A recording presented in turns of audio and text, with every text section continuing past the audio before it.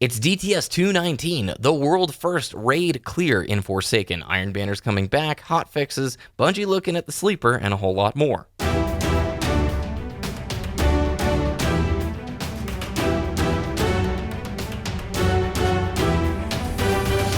You're listening to Destiny, the show.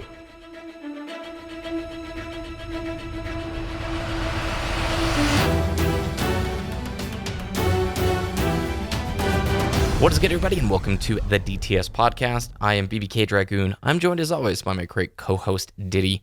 How was your week, man? Forsaken filled for both of us. Yes. Oh, my goodness. Even though work is ramping up again and again and again with Q4 coming up, of course, we've got lots of projects that need to be completed before then. But Forsaken is here, and it's a good showing. I'm super happy with where it's at. That world's first run, oh my goodness, absolutely insane. Yeah, huge shout outs to Clan Redeem coming in again, Ditty, taking the trophy. Shout outs to Modern, Sweatsicle, Flesh Crunch, Glad, Indica, and Error for being the first guys to beat The Last Wish. But Ditty, what was that time? 18 hours, 48 minutes. So we have a new record. Beyond just the world's first, we now have the longest clear time for a raid in Destiny history. Vault of Glass, I believe, clocked in back at 17 hours for its original clear. And that, I think, I remember those guys farmed for 3 hours, right? Yeah, it is. Whew, man, that seeing each fight getting progressively more difficult, and then the final boss fight, and then more after that was huge, right? You got to give shout outs to the second and third place teams as well. That's Gigs, Vendetta, Vetoed, Game Sager, Riot, Iceade, and also Dado's team in third with I Have Toes, Sith, Watts, M. Maddie, and Sneaky Beaver as well.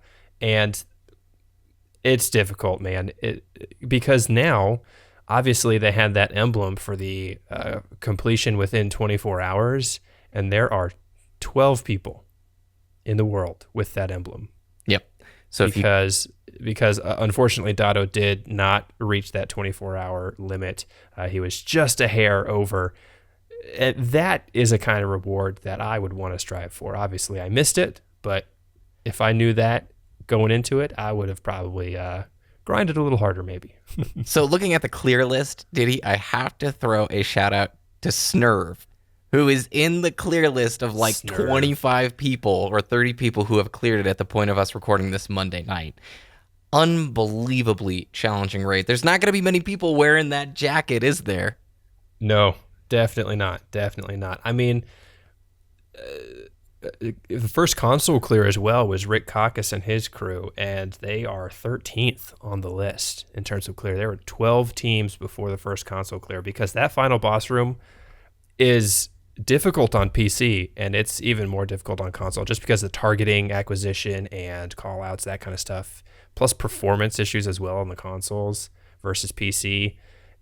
Congrats to them, man. It's a huge accomplishment. Yeah, can we just, for a second, anybody who got through or rated or even just attempted this, hats off, and hats off to Bungie for creating what is got to be the most challenging raid experience in Destiny to date, at least for that week one experience. We don't know what this is going to turn into, but I mean, a lot of these fights, especially the later portions of the raid, extremely mechanically challenging. And it's one of those things, even when you see players who are hitting 580, 590, and 600 power, the mechanically challenging fights in the back half are still going to tax raid teams. And this, to me, Ditty, I knew you were going to be excited watching this, because you have, for years on this program, talked about Bungie, your desire for them to create this pinnacle, highly challenging raid culture.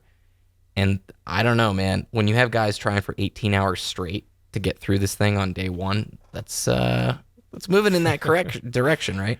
Yeah, I was on Friday night. I was watching it. I stayed up until about 1:30 a.m. I think that's 14 hours after the launch of the raid, and I was like, okay, if they wipe in this run, I'm gonna go to bed. And they did, and I went to bed, and I woke up literally minutes before Glad and his team finished. So I pulled it up and I saw that. It was so incredible to see the reactions because, like you said, this is the pinnacle PvE achievement in Destiny. And not only is this a difficult raid, but the completion of the raid changed the game. It added new stuff into the game. The Dreaming City has changed. There's a new strike. There's a new story mission. There's new content after this event that happened in the game.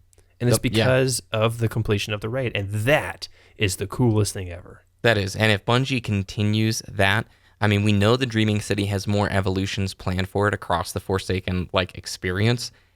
But like you said, the moment World first happened, he had the new Corrupted Strike. He had a new Gambit map going live, a new story experience. Petra's voice lines have changed. The Dreaming City is getting taken. There's a lot more blights and just little blobs in the air. And that is so cool. An evolution in that way we've never seen in the world before. I just want to shout out to the guys who stayed chill. I think what really was impressive to me with these long raid experiences were listening to the teams that still weren't tilting, were communicating, and after hundreds, I mean, if you look at the death counts here, 350, 360 wipes. 400. The teams that still talked civilly with one another, who were still being, efficient, that takes a lot. That takes a lot when you're tired and you're hungry. You've been talking to these guys forever. You're making mistakes. They may be making mistakes. There's the pressure of trying to finish first. That was really impressive and very cool. And a rate for day one raid experience we've never seen in Destiny before like this. Yeah, and on those statistics note, there was a Reddit post from one of the guys in math class, Dotto's team. I think it was I Have Toes. He got the raid hand cannon in one of his first drops, and it was masterworked. And just completing the raid, he got over 5,000 kills with that masterworked weapon.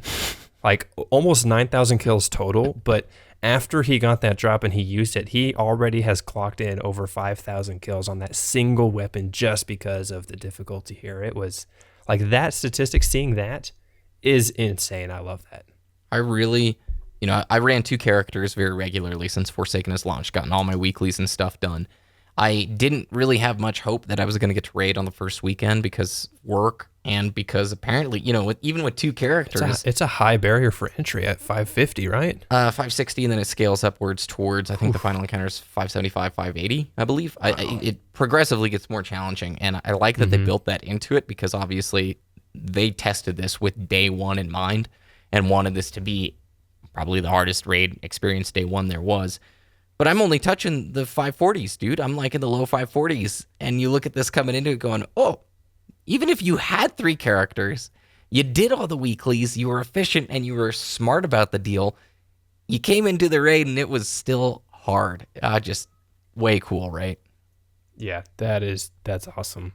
Hats off to the Bungie raid team. They've absolutely outdone themselves with this one. And that's not to say we want the next one easier. Keep it up. Let's go. This is the bar. You have to go higher now. The modern day King's Fall. All right, Iron Banner is coming back for the first time in Season 4. It starts today, Tuesday, September 18th. It will end next week on the 25th. The game mode is Control, but one big difference, Ditty, which finally makes it like Iron Banner for the first time in Destiny 2, and that is... level advantage enabled. Yes, so if you guys didn't play Iron Banner in Destiny 1, light level advantages were enabled for Iron Banner, meaning if you're a higher light than your opponent, granted, the way the deltas scale, you have to be a very big difference between the two for it to make a huge change in the damage numbers you're pushing out. But they're going to do it now with Iron Banner and D2. So if Ditty is 400 light going against a 550 power dude, 550 power dude's going to be pushing more range or damage down range at Ditty. So, and if I get that kill, that means I'm the best player in the world. Oh, you know it. And there's an emblem associated just for that. It says Ditty, best player in the world. Shot a 550 player once at 400. It's got a little counter. Right there in the corner. Some other things that are changing this time around, there's weekly bounties, and those weekly bounties will allow you to get the Iron Banner weapons and gear. They say no exceptions. All Iron Banner themed weapons and armor have the chance to be rewarded when those bounties are completed. You can turn in and redeem reputation packages off of your Season 3 Iron Banner tokens. And I saved up a bunch of those, so I'm kind of excited about that. Nice. In addition to the offering the armor for direct purchase, 2 weapons with unique roles per event. You can gain access to purchase these items by completing their associated bounties with them. So the bountyfication, you could say, of Iron Banner has been complete just like the rest of the game. I think the new armor set looks rad. Doesn't look like a reskin. Looks nice and fresh. We got this kind of crimson red, almost New Monarchy-like. I bet you Executor Hideo's pretty excited about this new threads, yeah? Yeah, I mean it's more leather, like red leather. Looks like my couch, actually. You know. You love red, so I bet you're going after these. Yeah, I mean those hunter pants. I mean, never mind. I have Orpheus rigs. I'm never taking those off. Gosh. So what? It's the best exotic in the game. Like you cannot change my mind. I play single shot Night Stalker in PvP because it's the best. So you can't change my mind. Let me just tell you, I am everyone's friend because of running the well and my Lunafaction boots. So you've got Empowering Rift, you've got the Healing Rift, and you don't have to reload. So for DPS phases, dude, just come into my well. Just come into my well. Everybody becomes your friend when you're wearing the Lunafactions, dude. First event, Scout Rifle and Grenade Launcher look to be the weapons that are coming down the pipeline. That's most of the information that's in the TWAB. They are doing a series of Bungie bounties. This is the first Bungie bounties for the Forsaken expansion thus far. If you guys want to look at the full calendar of when people are going to be going live, Monday, Tuesday, Wednesday, Thursday, Friday, and Saturday, every single day this week, you can hop in and try and get one of these Bungie bounties. Some players in PvP and some won't be in Gambit, which is kind of cool. The first Bungie bounty in Gambit, right? Yeah, that's pretty neat. And it's in multiple regions as well. It's not just Europe or the Americas. So we've got some Asian countries in there as well. Mm-hmm. And yeah. Additionally, they're going to have a weekly calendar every single week until October 21st. So if you really are interested in getting one of those emblems, just watch the TWAB. All right, Ditty. Moving on from there. Let's talk about Hotfix 2.03. What's happening in it? So that is coming this week. They said last week in the 12, coming next week. So this week, here you go. Just a short little preview. We should expect some details here this week, probably on Tuesday when it drops. Fixing an issue that impacted weapon recoil on PC. There's your hand cannons right there. Finally, it's done. Don't have to do the fix anymore, Dragoon. Fixing an issue where the Traveler's chosen sidearm had no dismantle or vault functionality. This weapon will appear as the damaged version in character inventory once this change is live. Fixing an issue where daily clan bounties were not rotating properly each day, so we'll mix it up a little bit there. Players may be given the option to reconnect to competitive matches when encountering errors that remove them to the login screen. So I heard about that one a lot. A lot of people being kicked for disconnects and they can't rejoin, and they're just losing a ton of rank, getting some bans. That's really unfortunate. They're hopefully fixing that 100%. Yep. Well, I didn't expect this, but we're 2 weeks into Forsaken, and Bungie tweets out a little bit earlier today, right? Is today that? Yeah, it was a little bit earlier today. And I quote from Bungie's Twitter, "We're aware of reports that Sleeper Simulant feels too strong in Gambit. The Sandbox team is looking at potential changes to address this. Our goal is to retain the strength of the weapon, but tune it so it doesn't feel to be the only viable power weapon in Gambit. Stay tuned." Okay, so Nice. Shocking on a few levels for me. Number one, it's 2 weeks in. I cannot imagine Bungie doing this last year. In fact, they wouldn't. Like, they were too busy talking about the XP throttling situation. But It would have taken them until the next expansion to make any slight change. What's going on? It's changing, Ditty. The times are changing. Yeah, they're being more responsive. By the way, Josh Hamrick, I'm going to go off this. He 8 minutes ago, literally, as we record this, he says on this tweet, Sandbox has been operating with the goal of not employing nerfs when there are other methods of tweaking the game so that there isn't just one correct choice. That said, nerfs will still be needed from time to time. We promise to be judicious when and where we choose to employ them. So he's not saying we're definitely nerfing Sleeper. He's saying that their priority is to find other methods that are not nerfs directly. But if they can't find any other solutions, then of course they're going to have to nerf something somehow. Obviously, we don't have any details as to what they're doing. They're just saying, yep, we're aware of your complaints. We're looking at a potential fix. Here you go. That is a level of self-reflexivity that I don't think we've sort of seen from them before. It's almost like a comedic self-reflection. nod. Yeah, thank you. A comedic nod back to their... Okay, if you guys didn't play Destiny 1, to way overly simplify things... A lot of stuff got nerfed over the lifespan of the game. And by the time we had entered into the final year of the game, it was sort of memeable about, somebody's using this. It's about to get nerfed, right? The Bungie nerf train. Mm-hmm. So I think this is sort of them looking back and going, oh, all right, we get your fears. And I have that fear too because Sleeper is extraordinary in PvE, and I don't want to see it, with this nerf because of its popularity and Gambit becoming ineffective in PvE. Sounds like they're pretty aware of that, eh? That was the fear with Gambit, right? Mixing PvE and PvP. Like they're saying, the fears on that beta weekend were, I really hope PvE, really, really good PvE weapons are not nerfed because the PvP aspect of it in Gambit is too strong. And that this Sleeper Simulant discussion is the prime example of that fear. So having Josh Hamrick actually tweet that out, like, hey, guys, we hear you. We're taking a really civilized approach to this. We're not just saying it's too strong, nerf it, tone it down. That's just really encouraging to hear. By the way, self-reflexivity is a word. I don't know if I used it in the right context, though, but it is a word. Oh, my goodness. I knew I heard it in college. Stop doing math on the show, all right. BBK. Freaking grows on a vine or whatever. What did we learn about bushes. that? Okay. Bushes. Come on, pay attention. Thank you for whoever sent that. That was awesome. I love it when that happens. Okay, pretty much out of news for the rest of the week. So let's talk about some discussion points. First of all, I got Ace of Spades.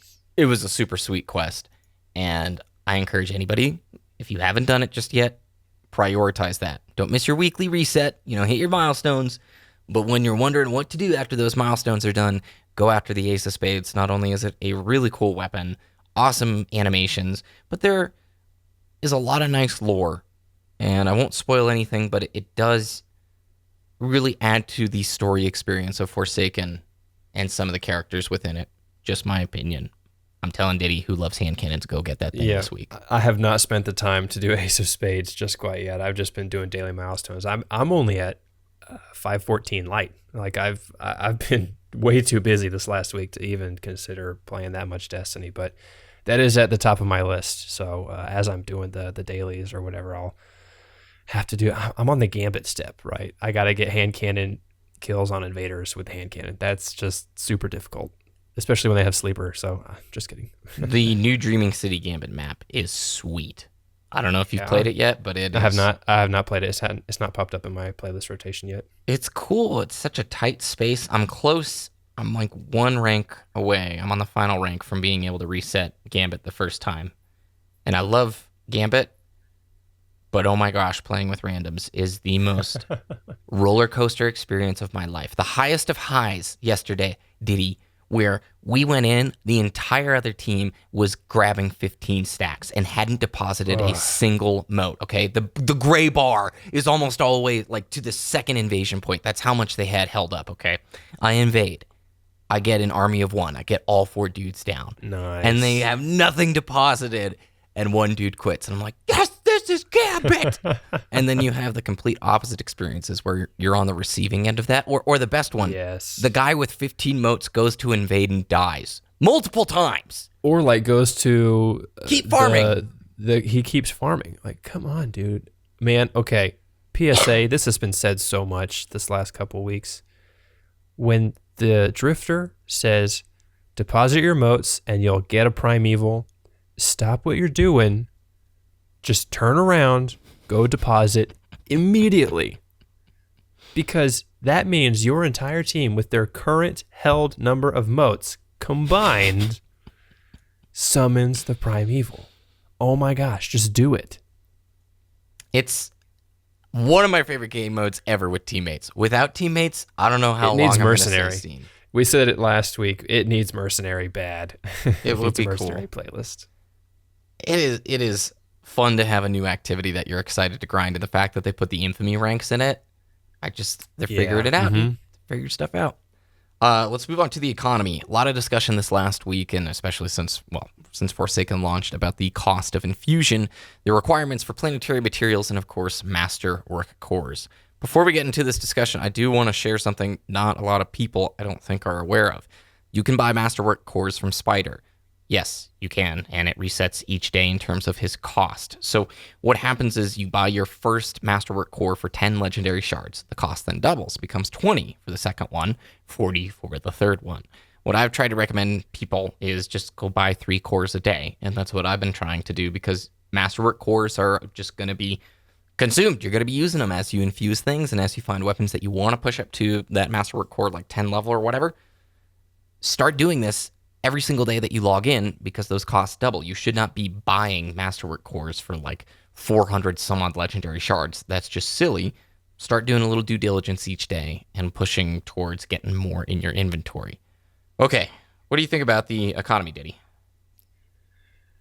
I think the game is just more grindy now because of the economy changes that they made, right? It's now that we have all the bounties and we have the incentive to play daily, weekly, whatever it is, naturally they had to change the way the grind works and one of that is, of course, the economy. Mm-hmm. And the rate at which I'm earning the currencies, I wish it was a little faster due to the price of some of the economy, but I haven't played as much as a lot of my friends, right? You've been playing way more than I have, and you have someone compared to you, like the streamers have been played way more than you have, right? Because of course they have the time. I have 0 time now, and I just think they had to naturally, grow each one of those things. And if I played more, I might think that it's more annoying, but at this point, I think it's good, right? I think it's a good grind because I can sit down and say, okay, I need to get this. Okay, but I need that currency, so I need to go do this activity first. So it gives me kind of a path to actually get the reward that I want. And I like that there's direction now. It's not just, hey, maybe go do this thing and maybe you'll get the currency to maybe get the item you want. Now I can actually see a path to getting those rewards. I like it. Mm-hmm. My own personal takeaway on the economies, I really hope they leave it as is for a while. This is what gives longevity. Mm-hmm. In 3 weeks, guys, when you're approaching your 560s and 70s and 80s, depending on what kind of player you are, and you've gotten a lot of weapons, maybe you're still on that exotic kind of grind, every day when you're logging in to play and you're accumulating planetary materials or you're getting masterwork cores, it feels like your time is valuable and you're putting effort and investment into the character as they're growing. I don't want to see that go away. I like that infusion right now is a choice. And if you're a person that doesn't play a whole ton, you're going to have to, even the players who play a whole ton are having to make tough choices about what they infuse. I mean, even in the raid, when you're watching like Gathalian's team, they were asking Broman to infuse his sleeper. And he was basically saying, okay, but if I do this, I don't have the materials to infuse anything else right now. Like, even the guys who play a lot are running into those barriers. And that is cool. It's a choice that they're having to make. I would wager in about a month after playing each day, if you're buying your masterwork cores from Spider, I think this won't really be that much of an issue. I like that. I like those things that it feels like there's finally a reason for materials in Destiny for the very first time. I don't want to see that go away right away just because we're conditioned to be able to infuse everything every single time you get a tiny power upgrade, right? Yeah, exactly. And Destiny has always had currency issues before, but now it seems, I don't want to say better than ever, but it feels like it makes more sense than it has in the past. Time on destinations and when you actually get planetary materials, I'm like, okay, cool. I needed more of that, to be honest, right? Yep. All right, final question, and it's too early for either of us, I think, to answer this, but I did want to pose it because I'm seeing it on Reddit, I'm seeing it in other videos. Is Forsaken the best DLC that Bungie has made to date? I want to preface before I pick your brain, Ditty, just saying we've had 2 weeks with it. We've seen the raid. We've seen kind of what the investment loop looks like, but we have no idea what the game looks like in 6 weeks. Are there going to be hidden missions? Are there going to be more content unlocking in the Dreaming City? Are there going to be more evolutions? I mean, what does it look like in 6 weeks? We can't answer that. And so if we have a time machine and you can go back and go, oh, okay, well, all-knowing Destiny player knows everything. There's content drought in November, but it gets good in December, like that kind of thing. We can't do it. But as of now, what's your takeaway on this DLC? I think it's really great. I think, is it the best? I can't answer that, like you said. I think it's top 2, definitely. Yeah. The fact that the game changed when the raid was completed was huge. That had never been done before. But honestly, since we've played since the alpha and the beta of Destiny 1, I have to see what Bungie does for the first annual pass content drop, because Bungie hasn't done 2 major content releases in a row well. They haven't done it. I guess maybe Rise of Iron to Age of Triumph, but outside of that, it's never been done twice in a row. Like they need to keep this momentum going into the winter update with the Black Armory, and this is a really, really good momentum right now with Forsaken, because a lot of things are in the right spot. Don't change course, Bungie. Just keep with this. Go forward. You bring up a great point there. This type of game, an investment game, is not made on a singular expansion, but on the lifespan of that game. They've said the Vidocs, they want to do away with the idea of content drought. If they can do it, oh my gosh, more power to you guys. I don't have overwhelming faith that you're going to be able to do it, because no game can pretty much get rid of content drought. And you, especially Bungie, have had ridiculous inconsistencies in terms of periods of, like you said, the game being fantastic and it being just drier than a desert in terms of stuff to do. So in terms of just Forsaken and what we've gotten to play, the new Corrupted Strike, the evolution of the Dreaming City, the story experience of Forsaken, the challenge of the raid, the economy, the collections and the triumphs, me personally, I think this is shaping up to be their best DLC ever if it continues like this for another 2 to 3 weeks, right? Yeah, they said they want to get rid of content drought, just like you noted. In 2 to 3 more weeks, it will be a content drought if history repeats itself. Yeah, people will have exhausted their playtime with Forsaken. Obviously, the raid is unattainable for a ton of people right now, because there was such a small percentage that completed raids before in Destiny, and now seeing this one, it's going to be even smaller in that percentage, because wasn't there a statistic that just under 40,000 people completed King's Fall in the first weekend or first day, and now that turned into 12 to 18, right? 18 if you count Dotto 2 minutes after reset, which I count that. Yeah, I count that totally. Yeah. That is a crazy change, because that 37,000 people that did King's Fall, that was already like 1% of the population. We're in the decimals of percentages that completed the Forsaken raid in the first 24 hours, or 24 point whatever hours. I want to elaborate too, when you're saying, people will be exhausted of the content. That is not people done with their triumphs and done with their collections. We are talking about your general super casual player who's done their weeklies, who's, like you said, maybe done the raid, maybe not done the raid, but they're going to have seen and done the majority of the content within the expansion. Maybe not reached the pinnacle activities, maybe have not totally 100% of the triumphs of the record book and the collection stuff, which I said here, I love that stuff. That is amazing for hobbyists and people who love to pour time into the game. Gives them reward to go after. With a tangible number associated with it that can grow. It makes so much sense. And seeing streamers start to go after like triumph hunting, that's so cool. That is just, I don't know. Yep. Forsaken has gone very well, though, I think, over the last few weeks. And the sentiment from the player base, from the community, from the listeners has been very positive so far. And I would say is surprising to me. I didn't come into Forsaken thinking they were going to sort of do this well. And on top of that, the communication from Bungie official and the Bungie developers has been great. It's been better than it's ever been. So I think they just got to keep the momentum, and it'll turn out to be probably the best era of Destiny. Yeah, certainly of D2 so far. Maybe there's something down the road with D3, but who knows?